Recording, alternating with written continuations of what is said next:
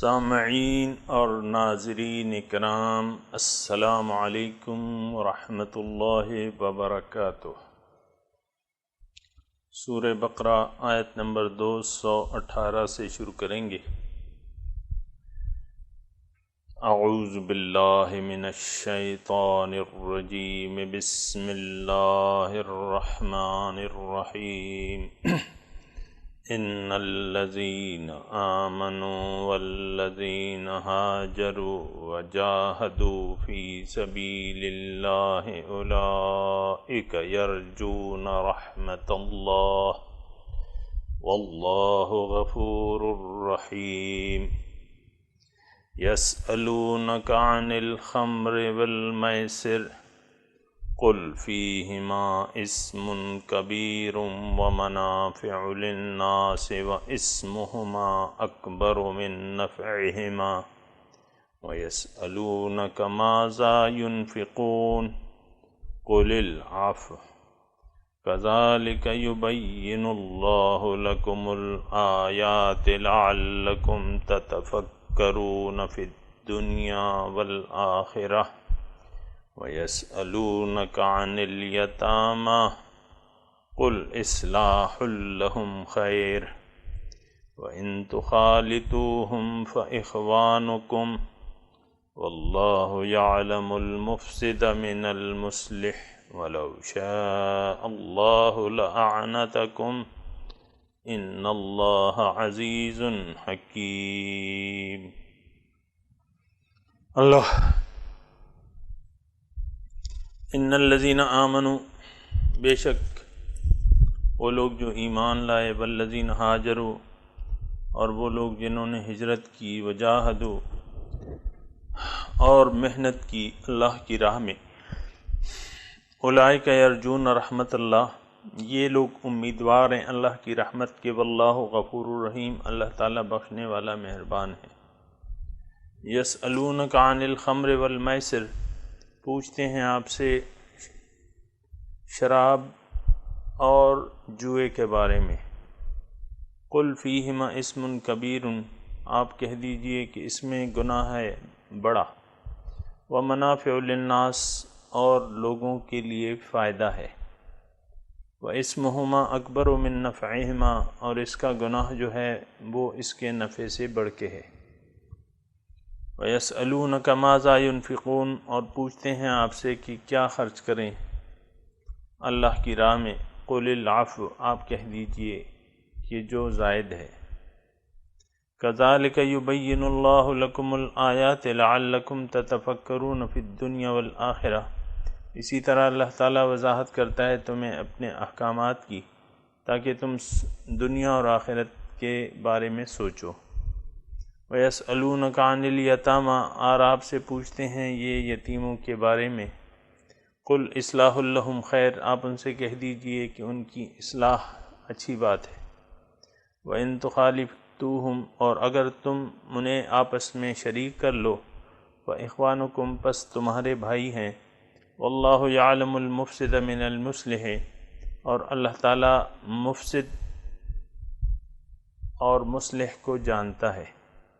وَلَوْ شَاءَ اللَّهُ لَأَعْنَتَكُمْ، اللہ تعالیٰ اگر چاہتا تو تمہیں مشکل میں ڈال دیتا۔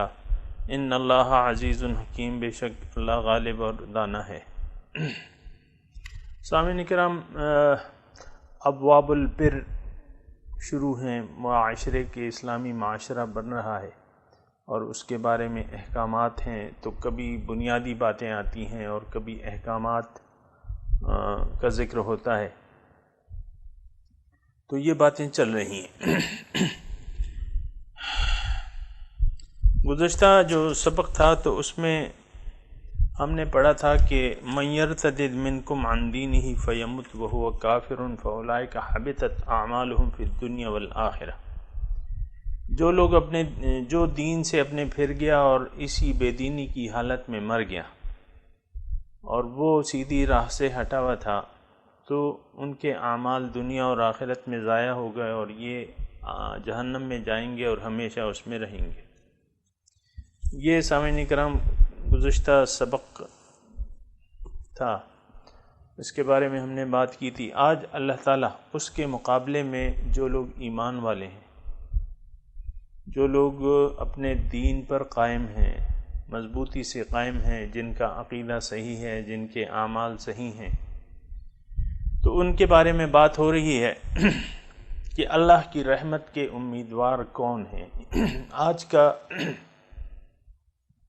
یعنی اس آیت کا جو ٹاپک ہے، جو موضوع ہے، وہ ہم یہ رکھ سکتے ہیں کہ اللہ کی رحمت کے امیدوار کون ہیں، اللہ تعالیٰ کن کی خطاؤں کو بخشے گا، کن سے مہربانی کا سلوک فرمائے گا۔ سامعین کرام یہ ذرا نوٹ کر لیں۔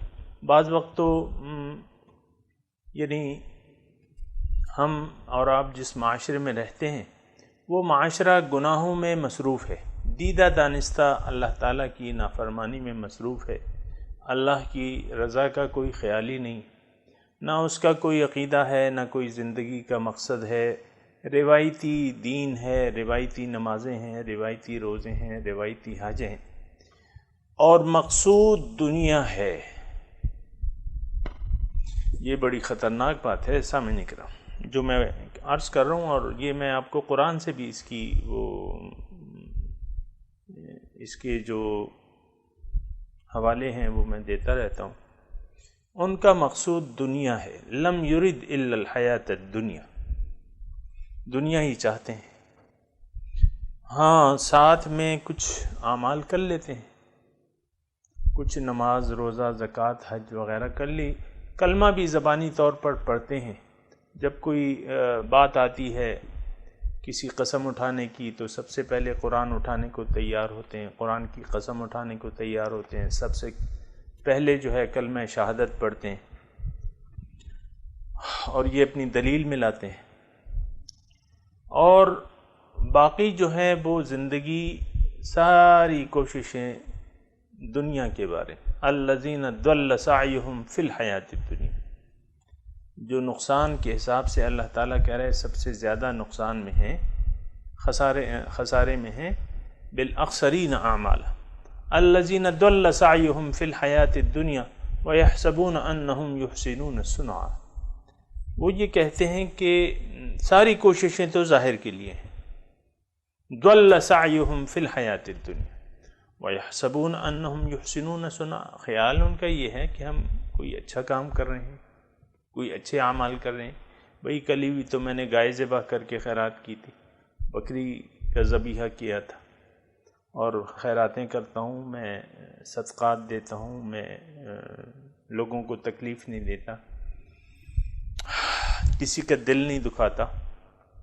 یہ سارے کام یعنی ان کا اپنے خیال میں یہ کام سارے بس نیکی بس یہی ہے کہ کسی کا دل نہ دکھاؤ، باقی جو مرضی آئے کرتے رہو۔ تو کوششیں ساری دنیا کے لیے ہیں، ضل سعیہم فی الحیات الدنیا، آخرت مقصود نہیں ہے، اللہ تعالیٰ کو بھولے ہوئے ہیں، اور کوئی احتیاط نہیں ہے، کوئی تقوی نہیں ہے، کوئی محتاط زندگی نہیں ہے، جو مرضی آئے میں کیا، ان کے نفس نے جو چاہا وہ کرتے رہے۔ اللہ اکبر۔ تو پھر بھی وہ توقع رکھتے ہیں کہ ہم کچھ اچھا کر رہے ہیں۔ تو یہ اس کے بارے میں کل جو میں نے بات کی تھی نا، تقریباً اسی طرح بات ہے کہ ہم اپنے دین سے پھر چکے ہیں، جو اللہ کی رحمت کے امیدوار ہیں۔ آج کا جو سبق ہے سامعین کرام وہ یہ ہے کہ اللہ کی رحمت کے امیدوار کون لوگ ہیں۔ ایک یہ موضوع ہو سکتا ہے، دوسرا یہ کہ اللہ تعالیٰ کن لوگوں کے گناہوں کو بخشے گا۔ ٹھیک ہے، انسان سے غلطی ہوتی ہے، گناہ ہوتے ہیں، لغزشیں ہو جاتی ہیں، لیکن اللہ تعالیٰ پھر بخشتا بھی ہے۔ تو وہ کون لوگ ہیں جن کے گناہوں کو اللہ تعالیٰ بخش دیتا ہے، اور غفور الرحیم کی اصطلاح کن لوگوں کے لیے ہے؟ یہ سامعین اکرام آج کا جو پہلی آیت ہے اس کا ٹاپک یہ ہے۔ ہم بھی توقع رکھتے ہیں کہ اللہ تعالیٰ ہمیں بخش دے گا، اللہ بڑا مہربان ہے، لیکن زیر نظر آیت جو ہے اس میں وضاحت کر دی گئی ہے، اولئک یرجون رحمت اللہ، یہ وہ لوگ ہیں جو رحمت اللہ کی امیدوار ہیں، اور جو گناہ ہوں گے اللہ تعالیٰ کہہ رہے ہیں میں غفور الرحیم۔ تو اب وہ کون لوگ ہیں؟ ان الذین آمنوا، وہ لوگ جو ایمان لائے۔ ایمان میں آپ سے کہتا ہوں کہ وہ روایتی ایمان والے جو ہیں وہ نہیں۔ وقالت الاعراب آمنا قل لم تؤمنوا ولكن قولوا اسلمنا ولما يدخل الايمان في قلوبكم۔ اعراب دیہاتی آتے ہیں اے رسول صلی اللہ علیہ وسلم سے، آپ سے کہتے ہیں دعوی ایمان کرتے ہیں۔ وقالت الاعراب آمنا، آپ ان سے کہہ دیجئے کہ نہیں تم ایمان نہیں لائے۔ قل لم تؤمنوا، لیکن یہ کہو ولكن قولوا اسلمنا، یہ کہو کہ ہم اطاعت گزار ہو گئے ہیں، ہم نے اسلام کی حکومت تسلیم کر لی ہے۔ اور ایمان والے اس لیے نہیں ہو وَلَمَّا يَدْخُلِ الْإِيمَانُ فِي قُلُوبِكُمْ، ایمان تمہارے دلوں میں داخل نہیں ہوا ہے۔ سامعین کرام، کچھ آج جو صورتحال ہے وہ یہی ہے کہ ایمان جو ہے، ایمان باللہ جس طرح کے ہونا چاہیے ویسا ایمان باللہ نہیں ہے۔ ایمان باللہ کا پہلا تقاضا تو یہ ہے کہ آپ اللہ تعالیٰ کو یعنی محسوس کریں کہ ہاں میرے ایک خالق ہے، میں کوئی خودرو گھاس نہیں، میں کوئی حشرات الارض کی مانند نہیں ہوں، میرے ایک خالق ہے، میرے ایک مالک ہے، اور میں ذمہ دار ہوں۔ اللہ تعالیٰ کی طرف سے مجھ پر کچھ ذمہ داریاں ہیں، اللہ تعالیٰ نے مجھے بامقصد پیدا کیا ہے، بے مقصد نہیں پیدا کیا، اور میرا مقصد دنیا اور ما فیہا کا حصول نہیں ہے، یہ آپ کا بالکل یقین ہونا چاہیے۔ آج کل یہ تو ہمارا یقین نہیں ہے، ہمارا یقین یہ ہے کہ ہم دنیا ہی کے لیے پیدا ہوئے ہیں اور اسی کو حاصل کرتے اور اس کو استعمال کرتے ہوئے جان دے دیں گے اپنی، اور دے دیتے ہیں لوگ۔ تو بات یہ ہے کہ یہ چیز جو ہے یہ ان الذین آمنوا، اس پر غور کرنا چاہیے۔ ایمان والے کون ہیں؟ جو اپنے رب کو تسلیم کرتے ہیں، جنہیں احساس ہے، اللہ تعالیٰ کا احساس ہے کہ میرا رب اللہ ہے، اور پھر اس کے بعد جو ہے اپنے مقصود پر وہ ایمان لاتے ہیں، یقین ہے ان کا کہ اللہ تعالیٰ نے ہمیں اپنے آپ کے لیے پیدا کیا ہے، اپنی طرف بلا رہا ہے، صراط مستقیم ہمیں دکھا دی ہے، اور پھر آواز دے رہا ہے کہ آئے بندو آ جاؤ میرے پاس، اے بندو آ جاؤ میرے پاس۔ پھر حضور صلی اللہ علیہ وسلم جو اس کے رسول ہیں اس پر ایمان ہے، کیونکہ یہ کلمے کا جز ہے۔ اللہ پر ایمان، اپنے مقصود پر ایمان، اور پھر اپنے رسول پر ایمان کہ وہ میرے ہادی ہیں، وہ میرے آقا ہیں، وہ میرے رہبر ہیں، میں نے ان کی طرح زندگی گزارنی ہے، یہ پکا یقین ہو۔ آج کل تو ہمیں یہ یقین نہیں ہے اپنے رسول کے بارے میں۔ رسول نے جو مرضی آئے نمونہ پیش کیا، ہم تو اپنی مرضی سے زندگی گزاریں گے اور گزار رہے ہیں۔ اللہ، تو ان الذین آمنوا، دیکھیں یہ جو کلمہ توحید ہے، یہ جو ہے جو لا الہ ہے، اس کا مطلب یہ ہے کہ آپ نے دیگر مقاصد سے انکار کر دیا۔ اور ظاہر ہے کہ ہم اور آپ جب اس دنیا میں زندہ ہوتے ہیں تو ہماری آنکھیں ہیں، کان ہیں، آنکھیں ہیں، اور کچھ عقل ہے ہمارے پاس، اور وہ عقل اور وغیرہ جو ہے وہ بہت محدود ہے۔ وہ آنکھیں جو ہیں وہ دیوار کے پار نہیں دیکھ سکتی، اور وہ دور کان جو ہے وہ دور کی باتیں نہیں سن سکتے، اور جو عقل ہے وہ اسی جو دنیا اور ما فیہا ہے اس سے باہر اس کی پہنچ ہی نہیں ہے۔ تو پھر ہمیں ایک کسی سنانے والے کی بات کو سننا ہوگا۔ ہماری عقل محدود ہے، پھر سوچنا ہوگا اور سننا ہوگا، کسی کی بات کو، کسی اہل حق کی، کسی اللہ والے کی بات کو سننا ہوگا، اس پہ دھیان دینا ہوتا ہے کہ یہ کیا ہے۔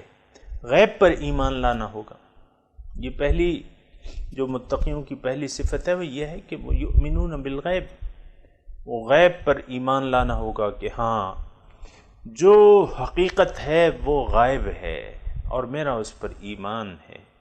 یؤمنون بالغیب، ہمارا تو ظاہر پر ایمان ہے سامعین کرام، ظاہر پر ایمان ہے، تو ظاہر پر ایمان نہیں، غیب پر ایمان۔ الذین یؤمنون بالغیب، تو ان الذین آمنوا کی میں تفصیل کروں کہ ایمان والوں کا مطلب کیا ہے۔ ہم تو بس جس نے کلمہ پڑھ لیا تو اس کو صاحب ایمان جانتے ہیں، ہاں وہ مسلمان تو ضرور ہے لیکن صاحب ایمان ہونا اس میں بات کی جا سکتی ہے، مسلمان ہونے میں بات نہیں کی جا سکتی۔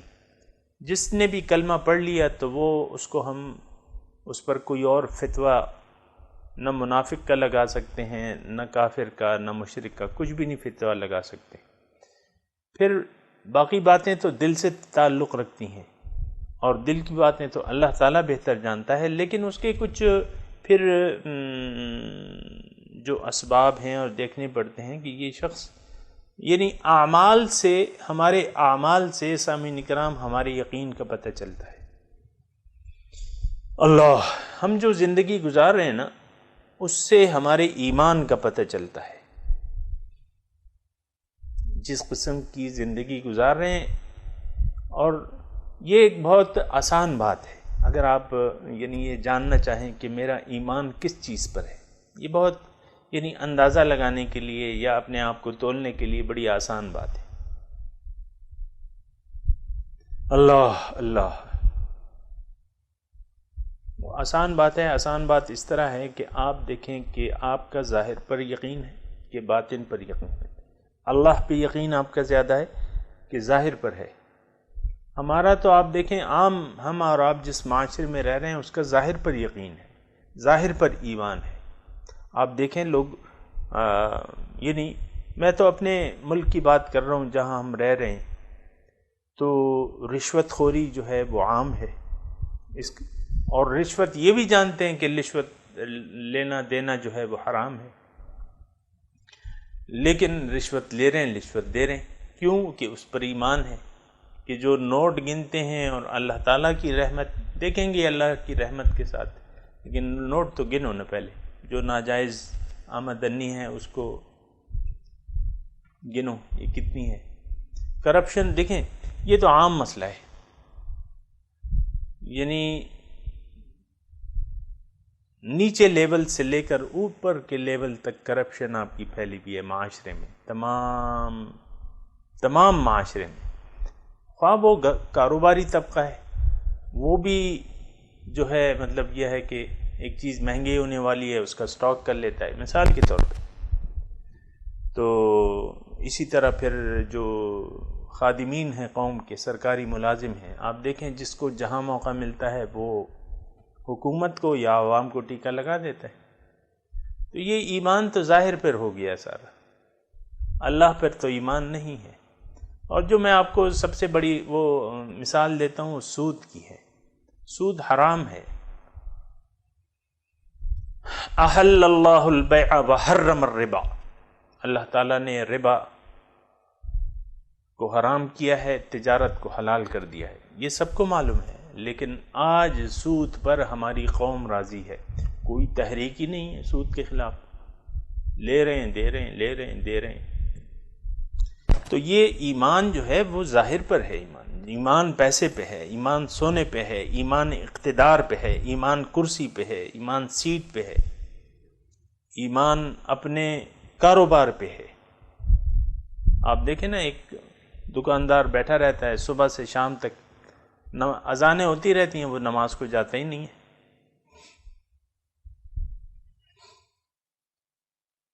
تو کاروبار پہ ہے کہ بھئی گاہک آئے گا تو میری دکان بند ہوگی، میرے تو کاروبار مس ہو جائے گا۔ بہت سے ایسے لوگ ہیں، اور جو پڑھتے بھی ہیں تو وہ پھر ان کی تو میں نہیں تفصیل کرتا، لیکن ان الذین آمنوا یہ جان لینا چاہیے کہ ایمان والے کون ہیں جن کا وَلَكِنَّ الْبِرَّ مَنْ آمَنَ بِاللَّهِ، لیکن یہ نہیں ہے، یہ ہم پڑھ چکے ہیں، یہ ابواب البر ہے۔ لَيْسَ الْبِرَّ أَن تُوَلُّوا وُجُوهَكُمْ قِبَلَ الْمَشْرِقِ وَالْمَغْرِبِ وَلَكِنَّ الْبِرَّ مَنْ آمَنَ بِاللَّهِ، وہ آپ تفصیل سن سکتے ہیں۔ نیکی حقیقی یہ ہے کہ آپ کا ایمان ہو اللہ پر، آمنت باللہ کما ہوا باسمائہ وصفاتہ وقبلت جمیعا احکامہ اقرار باللسان وتصدیق بالقلب۔ میں ایمان لایا اللہ پر جیسے کہ وہ اپنی ذات اور صفات میں ہے۔ یہ ایمان تو ہمارا کہاں پہ ہے؟ اللہ کی صفات پر ہمارا ایمان نہیں ہے۔ ذات پہ تو ٹھیک ہے، ذات پہ ہوگا، معلوم ہے کہ اللہ کے سوا کوئی خالق نہیں ہے۔ یہ شرک صفاتی جو ہے یہ اتنا عام نہیں ہے۔ جو مشرکین مکہ تھے وہ بھی شرک صفاتی میں مبتلا تھے، شرک ذاتی میں مبتلا نہیں تھے۔ انہوں نے اللہ کے ساتھ اور بھی واتخذوا من دون اللہ آلہہ، اللہ کے ساتھ اور ہستیوں کو بھی شریک کرتے تھے وہ۔ تو سامعین اکرام، یہ ایمان، اس کے بارے میں یعنی دھوکہ نہیں کھانا چاہیے کہ ہم ایمان والے ہیں اور ہمارا ایمان ہے۔ میں صرف اس لیے کہہ رہا ہوں سامعین اکرام، ایک بھلائی کی بات ہے، اگر آپ تک بھی پہنچ جائے، آپ کسی اور کو بھی اس سے شیئر کر لیں تو میرے خیال سے کہ یہ مناسب ہے، کیونکہ علم جتنا بھی پھیلے تو اچھی بات ہے۔ اچھا، جو ایمان لائیں اب یہ لوگ جو ہیں، ان کا طریقہ کار کیا ہے؟ یہ ہجرت کرنے والے ہیں۔ والذین ہاجروا وجاہدوا فی سبیل اللہ۔ ہجرت اس زمانے میں یہ نزول جو ہے 2 ہجری ہے، اور ہجرت اس وقت فرض تھی، لیکن قرآن جو ہے، اب اگر ہم اس وقت تک کے لیے اس ہجرت کو محدود کر دیں تو اب کیا ہے؟ ہجرت تو اب بھی ہوتی ہے۔ المہاجر من حجر الخطایا۔ حضور صلی اللہ علیہ وسلم فرماتے ہیں کہ مہاجر حقیقی وہ ہے جس نے اپنی خطاؤں کو چھوڑ دیا۔ من حجر الخطایا، ترک کر دیا، چھوڑ کے چلا گیا اپنی خطاؤں کو اللہ کی طرف۔ ہجرت سامعین کرام آج بھی ہو سکتی ہے، ہم آج بھی مہاجر بن سکتے ہیں، اپنے نفس کو چھوڑ دیں، اسے ہجرت کر لیں۔ وجاہدوا فی سبیل اللہ، ہجرت کا آپ نے قصد کر لیا کہ میں نے نفس سے مقابلہ کرنا ہے، اس کو میں نے چھوڑ کے چلے جانا ہے، خواہشات نفس کو چھوڑ کے چلے جانا ہے۔ وجاہدوا فی سبیل اللہ، اور یہ انہوں نے محنت کی اللہ کی راہ میں۔ سامعین کرام، تھوڑا سا غلط فہمی ہے یا ہم لوگ سوچتے نہیں ہیں، جہاد کو ہم نے محدود کر دیا ہے ایک خاص معنی تک، کہ میدان جنگ میں مشرکوں کو یا کافروں کے ساتھ وہ جو ہوتی ہے تو اس کو ہم جہاد کہتے ہیں۔ ایسی بات نہیں ہے۔ جہاد جو ہے جد و جہد، اپنے مقصد کے لیے بھرپور محنت کرنا، یہ جہاد ہے، یہ کوشش ہے۔ جد و جہد، من جد وجدا، جس نے کوشش کی اس نے پایا۔ تو جاہدوا فی سبیل اللہ یعنی اللہ کی راہ میں، اللہ کو مقصود بنا کے، نفس سے، اپنے گناہوں سے ہجرت کر کے اللہ کے راستے پر اس نے سفر شروع کر دیا اور اس میں خوب محنت کی۔ جاہدوا فی سبیل اللہ اولئک یرجون رحمت اللہ۔ دیکھیں، بس 3 یہاں شرائط بیان ہوئی ہیں اللہ کی رحمت کی سمیٹنے کے لیے: ایمان و ہجرت اور جہاد۔ جہاد اور قتال میں فرق ہے سامعین کرام۔ یہ ہو سکتا ہے میرے سامعین میں بعض سامعین ایسے ہوں جو قتال اور جہاد کو ایک ہی چیز سمجھتے ہیں۔ قتال، جنگ کو جو ہے وہ قتال کہتے ہیں، یعنی آپ کہیں جنگ پہ جاتے ہیں اور کافروں سے، مشرکوں سے لڑتے ہیں تو اس کو قتال کہتے ہیں۔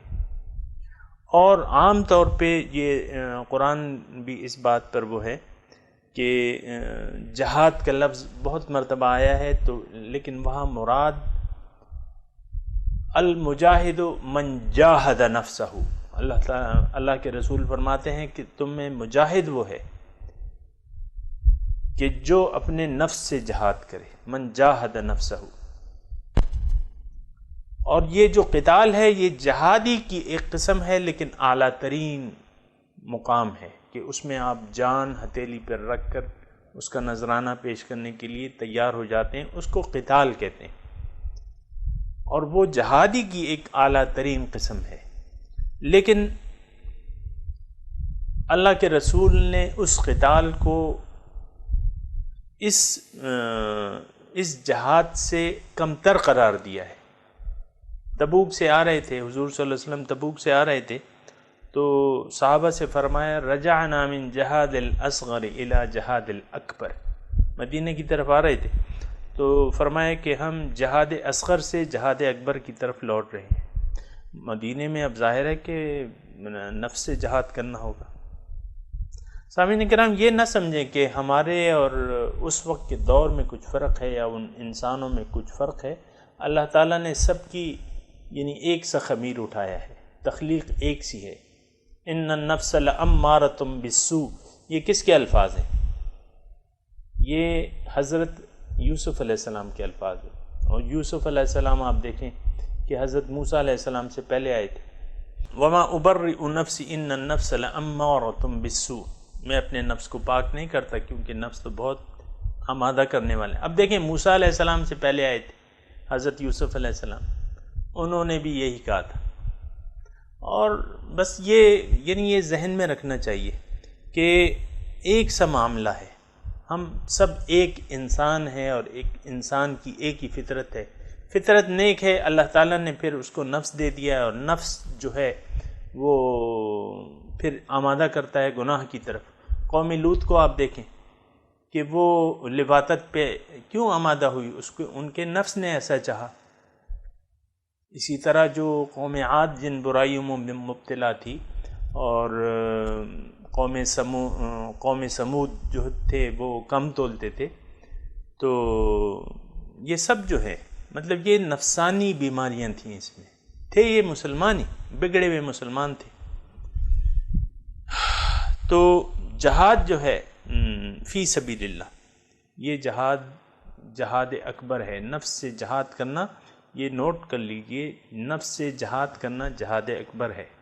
المجاہد من جاہد نفسہ، المجاہد، مجاہد حقیقی وہ ہے جو اپنے نفس سے جہاد کرتا ہے۔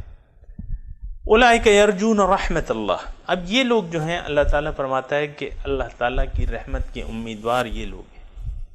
واللہ غفور الرحیم، توجہ رہے سامعین کرام، ان لوگوں سے اگر کچھ خطائیں ہو جاتی ہیں، اللہ پر ان کا ایمان ہے، کامل ایمان ہے، اللہ ان کا مقصود ہے، مطلوب ہے، محبوب ہے، معبود ہے، یہ ہجرت کرنے والے ہیں، یہ جہاد کرنے والے ہیں اللہ کی راہ میں، یہ اللہ کی رحمت کے امیدوار بھی ہیں۔ اگر کچھ ان سے خطائیں ہو جاتی ہیں تو بے شک اللہ تعالیٰ غفور الرحیم ہے۔ ویسے شان نزول کے حساب سے سامعین کرام میں آپ کو اس کا وہ بھی بتا دوں کہ یہ آیت نازل ہوئی تھی، وہ جو واقعہ پیش آیا تھا، جو حضور صلی اللہ علیہ وسلم نے ایک دستے کو بھجوایا تھا، انہوں نے پھر غلط فہمی سے ایک قتل ہو گیا ان سے، پھر کچھ تو پھر پوچھا یسألونک عن الشہر الحرام قتال فیہ، یہ آپ سے پوچھتے ہیں شہر حرام میں قتال کیسا ہے، قل قتال فیہ کبیر، تو لیکن والفتنۃ اشد من القتل، فتنہ جو ہے وہ قتل سے زیادہ ہے۔ پھر یہ اس ضمن میں یہ آیات آئیں تو صحابہ کرام مطمئن ہو گئے، حضور صلی اللہ علیہ وسلم صحابہ کرام مطمئن ہو گئے، واللہ غفور الرحیم، یعنی یہ سب آیات اس شان نزول کے مطابق ہیں، لیکن یہ ہے کہ ہمارے لیے بھی عام ہے، واللہ غفور الرحیم، کہ یہ جہاد بھی کر رہے ہیں، یہ ہجرت، انہوں نے ہجرت بھی کی، جہاد بھی کی، یہ اللہ تعالیٰ کی ان کی رحمت ہے۔ اگر کچھ غلط ہو گئی ہے، غلطی ہو گئی ہے تو اللہ تعالیٰ ان کو بخشنے والا مہربان ہے۔ سامعین کرام، یہاں ٹھہر کے آپ تھوڑا سا یعنی اپنا ذہن کلیئر کر لیں کہ اللہ تعالیٰ کس کے لیے مہربان ہے، لیکن اتنا بھی میں ساتھ ساتھ عرض کر دوں کہ بالکل مایوسی کی بات نہیں ہے کسی بھی وقت بھی انسان کو اگر اللہ تعالیٰ توفیق دے اپنے راستے کی طرف، تو اللہ تعالیٰ فرماتا ہے کہ التائب من الذنب کمن لا ذنب لہ۔ حضور فرماتے ہیں کہ گناہ سے توبہ کرنے والا ایسا ہے کہ گویا کہ اس نے کوئی گناہ کیا ہی نہ ہو۔ تو مایوسی کی بات نہیں ہے، صرف اپنے ایمان کو درست کرنے کی بات ہے، اور ہجرت کی ضرورت ہے، اور جہاد فی سبیل اللہ کی ضرورت ہے۔ لیکن یہ جو تقاضے ہوتے ہیں یہ رحمتیں سمیٹنے کے تقاضے ہوتے ہیں۔ ہر چیز کو حاصل کرنے کے لیے کچھ شرائط پوری کرنی ہوتی ہیں۔ اللہ کی رحمت اور اس کی بخشش اور مغفرت حاصل کرنے کے لیے آپ کو کیا کرنا ہوگا؟ ان الذین آمنوا والذین ہاجروا وجاہدوا فی سبیل اللہ اولئک یرجون رحمت اللہ واللہ غفور رحیم۔ اچھا، اب آگے جو ہے یسألونک عن الخمر والمیسر، پوچھتے ہیں آپ سے جوئے اور شراب کے بارے میں۔ جوا اور شراب جو تھا یہ عام تھا جو شان نزول کے مطابق، اور آپ کو پتہ ہے کہ اسلام تدریجاً یعنی ایک دم اس کے احکامات نہیں آئے ہیں۔ جو بھی ممنوعات ہیں یا جو اللہ تعالیٰ نے فرض کیے ہیں، نماز جو ہے وہ معراج کی رات جو ہے فرض کی گئی ہے، روزہ جو ہے وہ ہجرت کے بعد فرض کیا گیا ہے، اسی طرح شراب وغیرہ جو تھی یہ عام استعمال ہوتی تھی اس معاشرے میں، اور اتنی زیادہ تھی کہ آپ کو پتہ ہے کہ جب شراب کی حرمت کا حکم آیا تو گلیوں میں جو ہے نالیوں شراب سے بھر گئیں، اتنی زیادہ شراب تھی۔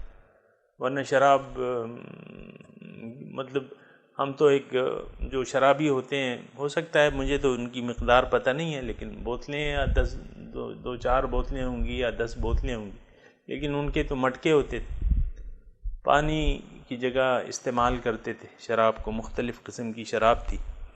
تو اس کی حرمت کا سامعین اکرام مختلف اوقات میں ان کی یعنی ایک دم اللہ تعالیٰ کو اپنے بندوں کے بارے میں علم ہے کہ ایک دم حکم دینا ان کو بوجھ پڑتا ہے، تو آہستہ آہستہ اللہ تعالیٰ نے شراب کی حرمت کے بارے میں احکامات نازل کیے، اور یہ حکم جو ہے اس میں بھی یعنی شراب کی بالکل حرمت کا حکم نہیں ہے، لیکن آہستہ آہستہ جو ہے، مثال کے طور پہ یہاں فرمایا گیا کہ قل فیہما اسم کبیر و منافع للناس و اسمہما اکبر من نفعہما، کہ بھئی اس میں تو گناہ کبیرہ ہے لیکن لوگوں کے لیے کچھ فائدہ بھی ہوگا، لیکن گناہ جو ہے وہ اس کے فائدے سے بڑا ہے۔ دوسرے موقع پہ جب وہ آئی تو یہ آیت آئی کہ لا تقربوا الصلاۃ یا ایھا الذین آمنوا لا تقربوا الصلاۃ وانتم سکارى حتی تعلموا ما تقولون، کہ اے اہل ایمان تم نماز کی حالت میں نشے کی حالت میں نماز نہ پڑھا کرو یہاں تک کہ تمہیں پتہ نہ لگ جائے کہ تم کیا کہہ رہے، حتی تعلموا ما تقولون۔ تو آہستہ آہستہ جو ہے یعنی 3-4 درجوں میں جو ہے وہ اس کی حرمت کے اللہ تعالیٰ نے مائل کیا ہے انہیں کہ بھئی ایسا کرو ایسا، اور آخری جو ہے میرے خیال سے آگے صورتوں میں آئے گا کہ انما الخمر والمیسر والانصاب والازلام رجس من عمل الشیطان فاجتنبوہ، یہ شراب اور جوا اور یہ تیر وغیرہ یہ شیطانی عمل ہیں، اس کو چھوڑ دو۔ یسألونک عن الخمر والمیسر، آپ سے شراب اور جوئے کے بارے میں حکم پوچھتے ہیں، تو آپ ان سے کہہ دیجئے کہ اس میں یہ گناہ کبیرہ ہے، اس میں بہت گناہ ہے، لیکن منافع للناس، ہو سکتا ہے وقتی سرور تمہیں آ جائے، کچھ تھوڑا سا تم سرور محسوس کرو، لیکن اس کا گناہ جو ہے اس کے فائدے سے بڑا ہے۔ اسمہما اکبر من نفعہما، بس اتنا کہہ دیا۔ تو اب ظاہر ہے کہ جو سوچنے اور جو زیادہ محتاط تھے وہ لوگ تو پھر جو ہے سمجھ گئے ہوں گے کہ بھئی اللہ تعالیٰ کس طرف ہمیں لے جانا چاہ رہا ہے یا کیا حکم دینا چاہ رہا ہے مستقبل میں، تو کافی لوگ۔ تو دوسرا وَيَسْأَلُونَكَ مَاذَا يُنْفِقُونَ، آپ سے پوچھتے ہیں کہ خرچ اللہ کی راہ میں خرچ کیا کریں، کیسے کریں، کس کو دیں، کتنا خرچ کریں، ماذا ينفقون، کیا خرچ کریں.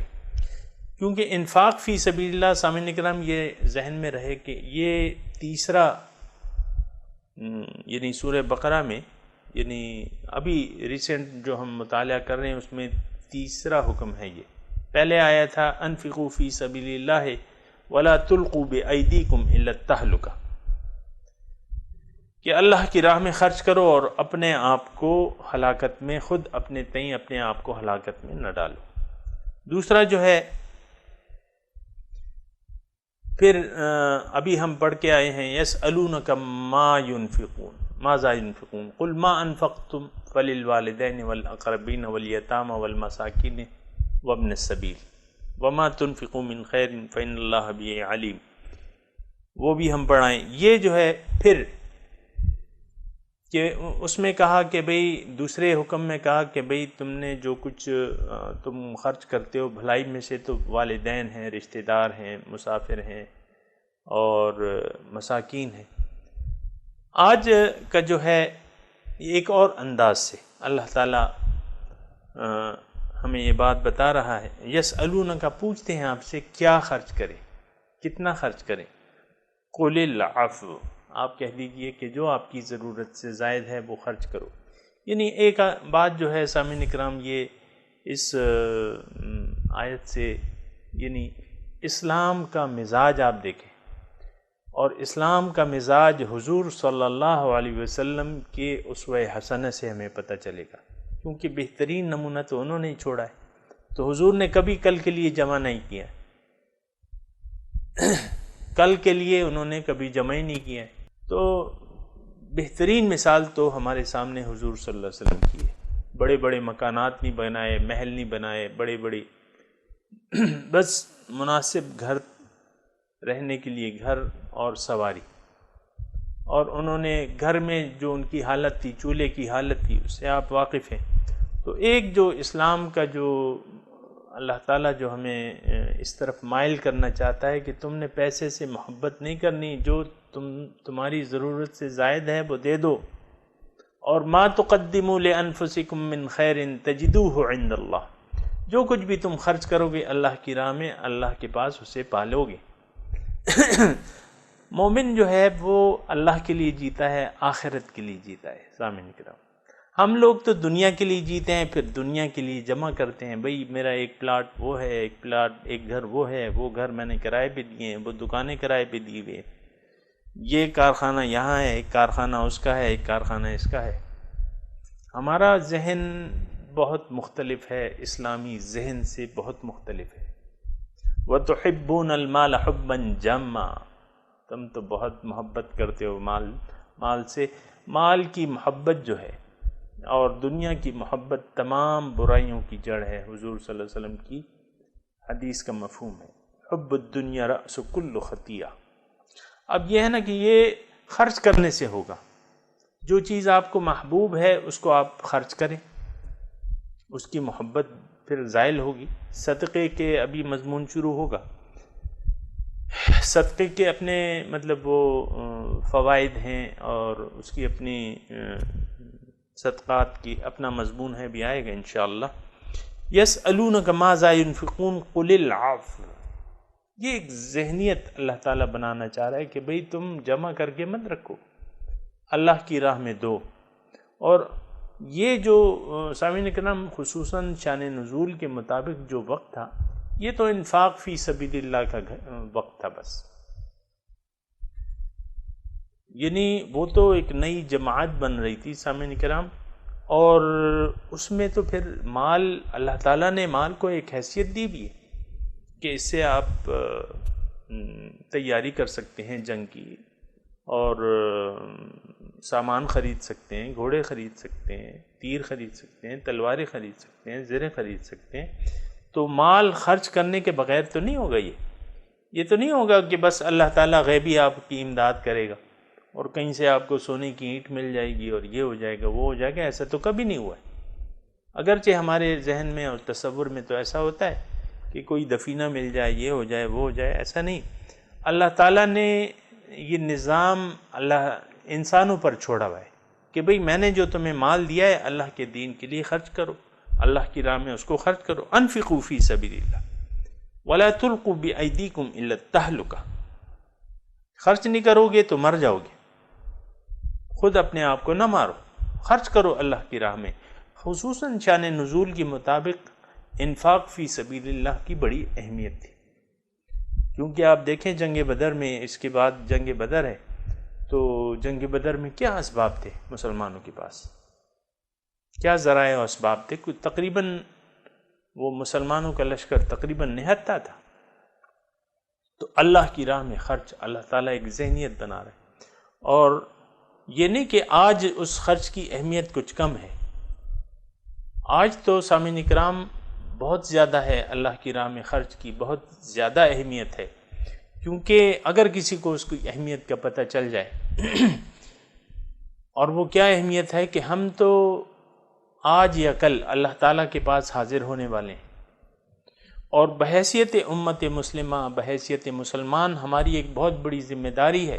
کنتم خیر امت اخرجت للناس تأمرون بالمعروف وتنہون عن المنکر وتؤمنون باللہ. لوگوں کو تم نے نیکی کی تعلیم دینی ہے، تم ایک نمونہ بن کے دکھانا ہے. تو اقامت دین کی جتنی آج ضرورت ہے سامعین کرام، تو میں یہ الفاظ نہیں کہہ سکتا کہ پہلے کبھی نہیں تھی، پہلے بھی تھی، آج بھی ہے. آج اور بھی زیادہ ضرورت ہے کہ دیکھیں آج مسلمان جو ہیں تقریباً، مطلب آپ اندازہ لگا لیں کہ اربوں میں ہیں، کروڑوں میں نہیں، اربوں میں ہیں مسلمان. اور مسلمان سوئے ہوئے ہیں، یہ بھی آپ کو پتہ ہے. اب ان کو پہلے تو ان کو جگانا ہے، اب وہ جاگیں گے تو پھر اوروں کو جگائیں گے. جو وہ خود سوئے ہوئے ہیں وہ کسی اور کو کیسے جگائیں گے؟ سویا ہوا تو کسی کو نہیں جگا سکتا، پہلے تو ان کو جگانا ہے. اب سامعین اکرام، مثال کے طور پہ ہم یہ ایک کوشش کر رہے ہیں، ایک درس کر رہے ہیں، قرآن پیش کر رہے ہیں، اس میں ہمارے معاونین ہیں. مثال کے طور پہ ایک کیمرہ بھی فی الحال لگا ہوا ہے. اب یہ ایک اور چھوٹے سے کمرے میں ہم ریکارڈنگ کر رہے ہیں. اگر یہ کمرہ بڑا ہوتا، بڑا ہال ہوتا، بڑا اسٹوڈیو ہوتا، کیمرے 2 یا 3 اینگل سے تصویر بناتے، کیونکہ آج کل تو میڈیا کا دور ہے، لیکن وہ اسباب ہمارے پاس اس وقت مہیا نہیں ہیں، اور بس ہم گزارا کر رہے ہیں. لیکن میں ویسی ایک مثال دے رہا ہوں کہ دین کو آج یعنی انفاق، دین میں خرچ کرنے کی بہت زیادہ ضرورت ہے. یعنی آپ اپنی جان و مال کو اللہ کی راہ، اللہ کے دین کو یعنی دوسروں کی، اس کی آواز دوسروں تک پہنچانے کے لیے اپنی مال و جان کو کھپائیں، اور یہ کوئی ضائع نہیں جائے گا آپ کا. ما تقدموا لانفسکم من خیر تجدوہ عند اللہ. جو کچھ بھی آپ کریں گے بھلائی سے، اللہ کے پاس اسے پالیں گے. اور آج یا کل اللہ کے پاس جانا ہے، تو جن کے پاس مال ہے تو پھر ان کو آگے آنا چاہیے اہل حق کی مدد کے لیے اور حق کی مدد کے لیے. جہاں بھی آپ کو یعنی نظر آتا ہے کہ یہ حق ہے، اور تو پھر اس حق کی آواز کو بلند کرنے کے لیے آپ کو اپنے تمام جو بھی آپ کے پاس وسائل ہیں، جسمانی وسائل ہیں، مادی وسائل ہیں، جو بھی وسائل ہیں اس کے لیے وقف کر دینے چاہیے. قل العفو، آپ کہہ دیجئے بھئی جو تمہاری ضرورت سے زائد ہے خرچ کر دو، کہیں نہیں جاتا یہ. اللہ کذالک یبین اللہ لکم الآیات لعلکم تتفکرون فی الدنیا والآخرہ. اب دیکھیں ایک لفظ کہہ دیا، قل العفو، یسألونک ماذا ينفقون، قل العفو.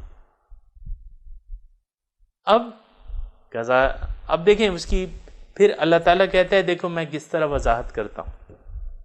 یبین اللہ لکم الآیات، لفظ ایک ہے، اللہ تعالیٰ کہہ رہے ہیں میں نے تو تفصیل بیان کر دی، جیسا کہ میں کوشش کی اس کی تفصیل کی. اس میں بہت سارے نقاط ہیں. تو کذالک یبین اللہ لکم الآیات لعلکم تاکہ تم سوچو. اب سامعین کرام ہماری تو سوچیں اس طرف آتی نہیں ہیں، کیونکہ مقصود تو ہمارا دنیا ہے، ما فیہا ہے. دنیا کو ہم نے بچا کے رکھنا ہے، جمع کرنا ہے، بچا کے رکھنا ہے. اللہ نہیں بھئی، دنیا میں بھی یہ صدقہ جو ہے یہ تمہارا مال صدقے سے کم نہیں ہوتا، اللہ تعالیٰ کی ناراضگی کو مٹاتا ہے. صدقہ جو ہے اللہ تعالیٰ کے غصے کو مٹاتا ہے. فی الدنیا والآخرہ، یہ دنیا میں بھی تمہارے لیے اچھا ہے اور آخرت میں تو ہے ہی ہے، تاکہ تم سوچو اپنے دنیا کہ اس کا انجام دنیا میں کیا ہوگا، آخرت میں کیا ہوگا. ہم تو سمجھتے ہیں کہ ہم نے کچھ پیسے دے دیے تو وہ نقصان میں چلے گئے، ایسا نہیں ہوتا. وَمَا تُنْفِقُوا مِنْ شَيْءٍ فَهُوَ يُخْلِفُهُ. اللہ تعالیٰ کہتا ہے کہ جو بھی تم خرچ کرو گے اللہ کی راہ میں، اس کا قائم مقام اللہ تعالیٰ تمہیں عطا فرمائے گا. خرچ کرنے سے حضور صلی اللہ علیہ وسلم نے قسم کھائی ہے کہ اللہ کی راہ میں خرچ کرنے سے مال کم نہیں ہوتا. حضور نے قسم کھائی بھی ہے، تو اب ہمیں پتہ نہیں کس کی قسموں پہ یقین ہے. لعلکم تتفکروا، تاکہ تم سوچو، فی الدنیا والآخرہ، دنیا اور آخرت میں، کہ اس پیسے کا جو ضرورت سے زائد ہے، اس پیسے کو خرچ کرنا یہ تمہارے ہی حق میں بہتر ہے اور یہ کہیں نہیں جاتا. اس کے نتائج، اس کے اچھے نتائج تمہارے ہی سامنے آئیں گے. من جاء بالحسنۃ فلہ عشر امثالھا ویسألونک عن الیتامى. اب یعنی پوچھتے ہیں آپ سے یتیموں کے بارے میں. اب یتیم دیکھیں، جنگ بدر میں، پھر جنگ احد میں آپ دیکھیں کہ کتنے شہید ہو گئے صحابہ، تقریباً 70 صحابہ کرام جو ہے شہید ہو گئے. ان کے پھر جو یتیم تھے اس کے مسائل تھے کہ بھئی جو یتیم ہو گئے تو اس کا باپ تو فوت ہو گیا، مثال کے طور پہ چھوٹے بچے رہ گئے، اس کا جو مال رہ گیا اس کی کیا حیثیت ہے، وہ کون لے گا، ان کو کون پالے گا یتیموں کو، اور ان کے مال کو آیا استعمال کر سکتے ہیں یا نہیں کر سکتے. تو یہ سارے مسائل تھے، پہلے احکامات نہیں تھے. تو صحابہ نے پوچھا، یسألونک عن الیتامى، پوچھتے ہیں آپ سے یتیموں کے بارے میں. آپ ان سے کہہ دیجئے، یہ ایک اصولی اللہ تعالیٰ ترغیب دے رہا ہے، قل اصلاح لہم خیر. دیکھو ان کی اصلاح جو ہے وہ بہتر ہے. یعنی اگر تم ان کی تربیت کرو، ان کی پرورش کرو، ان کی اصلاح کرو، بچے جو ہیں ان کی یعنی اصلاحی پروگرام ان کا جاری رکھو، جیسے کہ ان کے باپ کرتے تھے. ظاہر ہے کہ باپ اپنے بچوں کی تربیت کرتا ہے، تو اسی طرح اصلاح لہم خیر، یعنی ان کی خیر خواہی جو ہے، ان کی اصلاح، یہ بھلائی کا کام ہے. یہ ایک اصول متعین ہو گیا. اب جو ان کی پرورش ہے، تو جو ان کے باپ نے مال چھوڑا ہے، آیا اس سے خرچ کریں گے، اپنا ان کی ہنڈیاں الگ پکائیں گے، یا اپنے ساتھ شریک کریں گے؟ تو اللہ تعالیٰ کہہ رہا ہے کہ یہ حالات پہ ڈیپینڈ ہے. جس میں یتیم کا فائدہ ہو تو وہ تم اس طرح کرو. اگر یتیموں کا فائدہ اس میں ہے کہ ان کی ہنڈیاں الگ پکے تو الگ پکا لو. اگر ان کا فائدہ اس میں ہے کہ تمہاری ہنڈیا کے ساتھ وہ ہنڈیا پکے اور تم شریک ان سے کچھ پیسے لے لو، اگر اس میں ان کا فائدہ ہے تو، یعنی ان کی اصلاح غرض ہے، ان کا فائدہ غرض ہے کہ ان کا مال ضائع نہ ہو. اس کی تفصیلات پھر آئیں گی. وَإِن تُخَالِطُوهُمْ، اگر تم ان کو اپنے مال کے ساتھ شریک کر لو، یعنی ان کی ہنڈیا، اپنی ہنڈیا میں ان کو تم شریک کر لو، ان کو کھلاؤ پلاؤ، اور جو عوض ہوتا ہے وہ مناسب طریقے سے تم ان کے مال سے لے لو، تو وہ فَإِخْوَانُكُمْ، وہ تمہارے دینی بھائی ہیں، یعنی تمہارے بہن بھائی ہیں، تو ان کی خیر خواہی تم کرو. واللہ یعلم المفسد من المصلح، اور اللہ تعالیٰ مصلح کو مفسد سے جانتا ہے.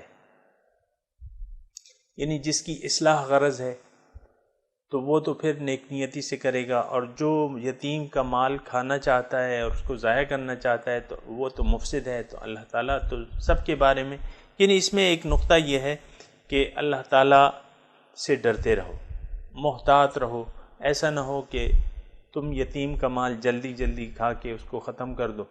وَلَا تَأْكُلُوهَا إِسْرَافًا وَبِدَارًا. آگے اس کی تفصیلات آئیں گی انشاءاللہ. تو اللہ تعالیٰ جانتا ہے تم اپنی نیتوں میں کھوٹ نہ لاؤ. ٹھیک ہے، تم ان کے پیسے تمہارے اختیار میں ہیں، تم اپنی نیتوں میں کھوٹ نہ لاؤ، ان کی اصلاح کے لیے تم جٹے رہو. وَلَوْ شَاءَ اللَّهُ لَأَعْنَتَكُمْ. اگر اللہ تعالیٰ چاہتا تو تمہیں مشکل میں ڈال دیتا،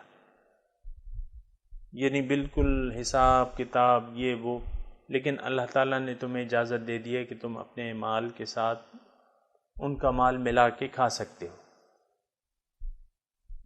حالات کے مطابق. ان اللہ عزیز حکیم. بے شک اللہ تعالیٰ غالب ہے، یعنی اللہ تعالیٰ کو بھولنا نہیں ہے کہ میرے سر پہ بھی ایک قوت ہے جو میری محاسب ہے، جو مجھ سے حساب لینے والی ہے، اور اگر میں نے کوئی غلطی کر دی تو مجھے وہ سزا بھی دے سکتی ہے. ان اللہ عزیز حکیم. اور یہ جو حالات پیش آتے ہیں یہ تو اللہ تعالیٰ کی حکمت کا تقاضا ہے، وہ دانا ہے. تو تم اللہ تعالیٰ کی بندگی کرتے ہوئے اس کی مخلوق کے ساتھ خیر خواہی کا فریضہ انجام دو. وآخر دعوانا ان الحمد للہ رب العالمین. السلام علیکم ورحمۃ اللہ وبرکاتہ.